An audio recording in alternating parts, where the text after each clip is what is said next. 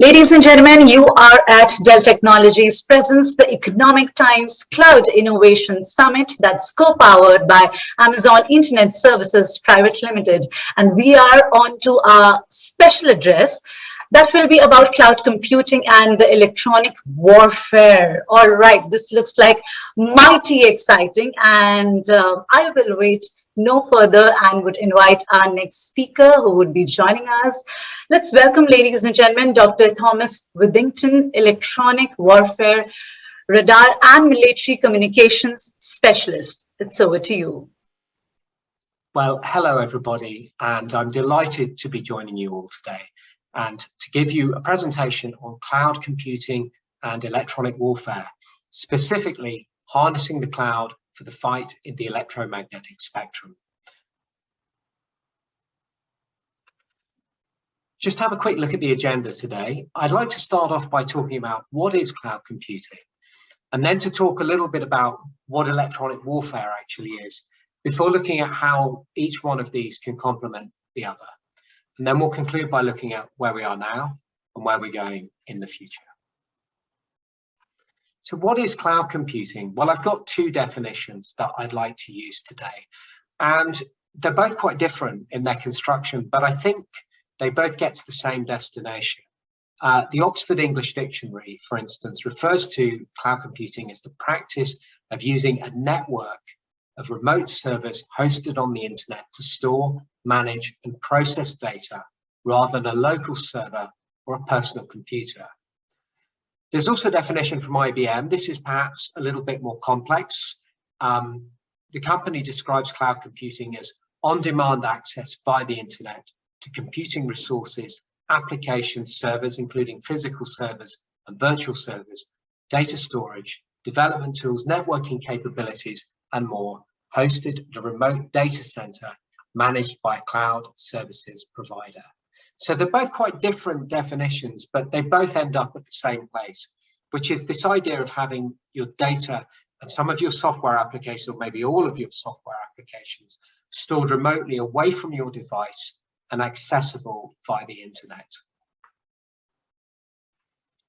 Let's look a little bit about electronic warfare. Well, for those of you who are perhaps not familiar with electronic warfare, I like to use the US Department of Defense's definition that electronic warfare is essentially any military action involving the use of electromagnetic and directed energy to control the electromagnetic spectrum or to attack the enemy. Now, within electronic warfare, there are three subdisciplines, if you like. There's electronic attack, electronic protection, and electronic support. And let's start with electronic attack. Well, electronic attack is the use of electromagnetic energy, and principally that means radio waves at the end of the day, to attack hostile radar and communications. Well, why is this important? Let's start with radar. Militaries in all domains, in the land, sea, air, and space domain, are dependent on radar. Well, why do they use radar? They use radar for a simple reason. Radar helps you detect things and track them. And it can do this in all weathers, pretty much. And communications are important because they are the way that militaries share their situational, they share situational awareness, and also that they receive orders and they receive requests.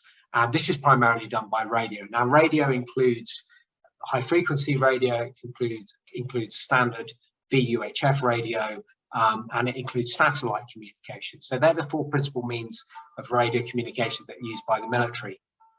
And if you like, radio is it's the glue that holds military operations together. Much as in our own lives, we use our smartphones to see what the weather's like, or to do things, buy tickets, to communicate with people. Radio has a similar function for the military. Electronic protection is about protecting your own communications and your own radars against the electronic attack of the enemy. And finally, electronic support. Well, electronic support is about the collection and use of signals intelligence to perform electronic attack and electronic protection. I'm going to talk a little bit more in detail now about what signals intelligence is, and also electronic warfare's relationship to cloud computing. Well, cloud computing aids electronic support. That's its principal contribution. And what it does, it aids the collection of signals intelligence. And signals intelligence is much like any other form of intelligence. You're collecting information about a specific thing. And in this case, you're collecting information about those radars and radio communications that we were talking about just now. And collecting signals intelligence creates millions of records. It creates a huge amount of information. And I like to think of it like collecting information or collecting intelligence on a person. If you think of the espionage agencies around the world, human intelligence collects information on people. Now, when they're collecting information on people, they're not just collecting a picture of what the person looks like they're interested in. That's merely one part of it. They're collecting intelligence on all kinds of things, on what the person's speech sounds like, about their behavior. What do they like doing? Where do they like going? Who do they communicate with? What interests them? What do they dislike? It's all of this information. And it's very similar when you're collecting signals intelligence about radars or radios. You're not only collecting information on where those systems are, you're collecting information on how they transmit. What do they transmit? What are they used for? How do militaries exploit the information that those sensors, those radars, those radios gather? So you create a huge amount of information. And this level of information, this size of information, size of data, is only likely to grow in the future. The reason it's only likely to grow is two main things, really. Firstly, militaries keep buying radios and radars. They're not going to stop anytime soon. They're essential. They're going to be buying more of them. But also in the civilian domain, and also in the military domain to an extent, you have the advent of things like 5G. And 5G is hugely significant because it's not only going to help our smartphones and our wireless devices communicate better, it's also going to enable things like the Internet of Things. That is this idea that you can have devices that are not necessarily computer devices or communications devices. It could be anything from your fridge to giant industrial machines.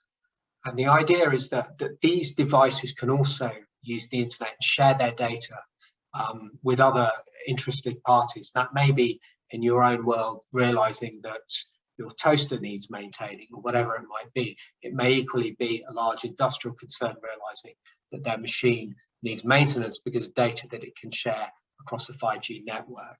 So you're looking at an exponential increase in the number of devices that are going to be out there and that are going to be using the electromagnetic spectrum. And this is going to create an exponential increase in data. And at the moment, how a lot of electronic warfare and a lot of electronic support is conducted is through the use of what are known as threat libraries.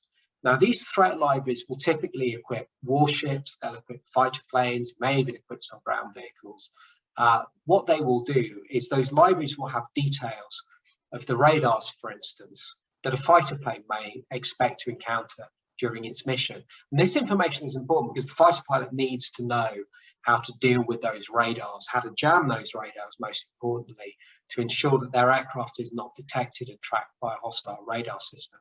And what they typically do at the moment is they load the libraries, these threat libraries, in their electronic support measures. That's an electronic warfare system as part of their aircraft, so that their aircraft can recognize these radars when they start transmitting, realize there's a threat, and then initiate jamming to prevent that radar being able to continue tracking the aircraft. The problem is with this is that before a mission, an aircraft may be programmed with a finite number of radars to recognize. But if suddenly during that mission, an unknown radar comes on the air and transmits and detects the aircraft, the pilot might be in trouble because their threat library may not be necessarily calibrated to recognize and then deal with that particular type of radar. Cloud computing changes this because by having a cloud, by having the signals intelligence information in the cloud, suddenly the pilot can access very rapidly across an IP link. That information on that radar can be loaded directly into their electronic support measure. It can be recognized and it can be jammed. The pilot can be kept safe from danger. So cloud computing enables electronic warfare to become incredibly reactive because it enables the rapid exchange of mission-relevant data at the speed of light. It greatly accelerates the pace of electronic warfare. And that is incredibly important, not only for electronic warfare, but for military operations generally. And the other great thing with cloud computing is its accessibility. It will be accessible by warriors across all domains across land, sea, air, and space. Not only is cloud computing accessible across all these domains, or will be in the future, but it will be as relevant for the strategic level of war as it is for the operational and the tactical levels. Now, for those of you perhaps not familiar with those definitions, the strategic level of war is the political level of war. That's when a country announces its intention to perform military operations and then orders its armed forces to go and perform those operations. The operational level, typically known as where the generals fight, that's where those political intentions are turned into a military plan.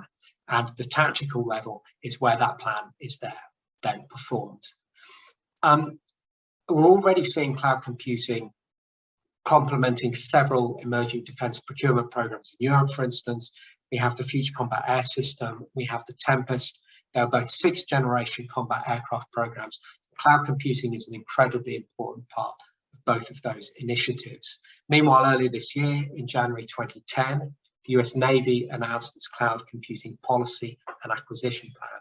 Effectively, this details how the US Navy plans to use cloud computing and how it plans to acquire the tools that it's going to need for that task.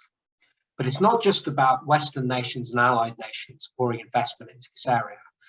So-called near-peer adversaries like Russia and China are also acutely aware of the importance of cloud computing for military operations. Russia, for instance, has invested over $6 million, according to open sources, in cloud computing for its military districts, and it will plan to allow cloud access using its closed transfer segment. That's the country's secure military internet. That's being rolled out across Russia's armed forces. Russia parcels its armed forces up into military districts. These are geographical areas that cover the entire country. They will all have access in the future to cloud computing capabilities using the secure internet. China is a little bit more opaque. We don't know so much about what the Chinese may be up to, but it's believed that they're leveraging civilian cloud computing expertise for military applications.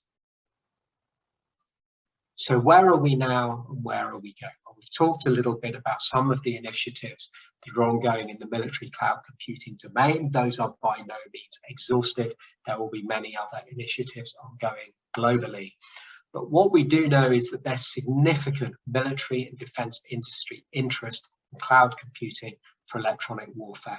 This is not just being driven by the big defense contractors, the huge companies that we know about in the USA, in Europe, in Russia, elsewhere. It's also crucially being driven by small and medium-sized enterprises. In fact, it's often in these very small companies that you see some of the most interesting work on cloud computing electronic warfare actually being conducted. So there are very energetic efforts going on in Western and allied nations, but we're also seeing a similar level of interest in near-peer rivals like Russia and the People's Republic of China. I think it's important to remember that the use of cloud computing for electronic support is inevitable. It's not a question of if, it's a question of when. And regarding that when, it's unlikely to be a big bang moment. We're unlikely to suddenly see cloud computing aiding electronic support, aiding electronic warfare from one day to the next. Instead, what I believe we're more likely to see is a drip feed, a gradual introduction of cloud computing techniques into the electronic warfare domain. Gradually, bit by bit, that will become increasingly more encompassing. The use of cloud computing for electronic warfare, for me, is really indicative of the wider uptake and the wider emergence of cyber domain as a new domain, a new battlefield, if you like, a new military domain in its own right. We talk about the land, sea, air, and space domain. We're also starting to talk about the cyber domain. And we're also seeing the importance of the electromagnetic domain as part of that as well. So with that, I'd like to conclude my presentation. I'd like to thank you all very much for your attention, and I welcome any questions that you may have. Thank you very much. Well, that was a brilliant and a well-detailed session, Dr. Thomas. And I would like to say thank you to you for virtually crossing oceans to speak with us. Indeed, just in your words and around that, I think cloud technology has really proven to be a turnkey solution for businesses, sectors, industries to really derive those insights from real-time data, enhance decision making, and also capitalize on the new opportunities, all in order to disrupt and differentiate via rapid innovation. Thank you very, very much. And on that note, ladies and gentlemen, this time I'm not going to be elaborative. I would rather ask all of you to go yourself and see what feature you would like to explore in terms of experience zone and everything else that's right at the click of a mouse, really and quite literally. So explore all of that, gain all those points, exciting prizes, gifts coming your way. I'll be right back on the screen with and roping in the next speaker. See you.